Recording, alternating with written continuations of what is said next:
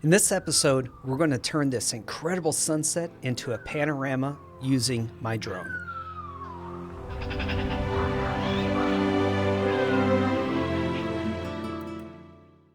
I'm heading through the backcountry of Arizona to the Four Peaks. Located outside of Phoenix, this majestic mountain can be seen by most of the state's population. For that reason, it's also on the state license plate. This evening is about relaxing, and here's our campsite.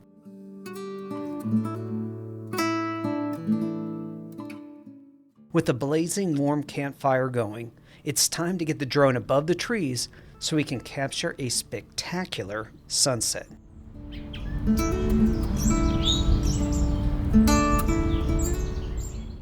In order to capture this pano, I had the grid lines turned on my drone controller.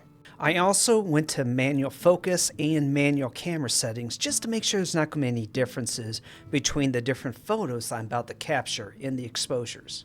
I generally start to the left of the area to capture and I take a photo. I look at the content behind the right vertical lines and then rotate the drone until that same content is behind the left line. I then take the next photo. I repeat this process for 3 to 5 photos.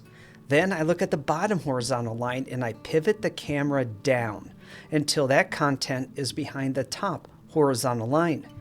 Then I take photos in the reverse direction and I capture the same number of photos as before. Only moving the camera 1/3 of the image at a time helps to make sure there's enough information for Lightroom to stitch everything together.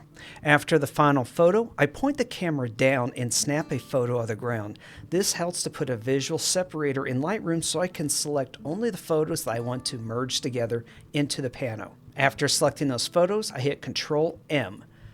I then can select between spherical, cylindrical, and perspective. Spherical mode projects the image as if you're inside of a sphere. Cylindrical mode will project as if you're looking around inside of a cylinder, and perspective will project it as a flat image. If one projection doesn't work, try a different one. I generally use auto crop to select the area to develop, but that's something I can also change later. When you're all ready, click Merge. I then add a single star to the merged photos by selecting the photo and pressing the number 1. That way I can filter out other images later on. Now, just do your usual post-processing and you are done. I hope you guys enjoyed this video on how to create a panorama with your drone. Make sure you hit that subscribe button, give the video a thumbs up, and I will see all of you next week.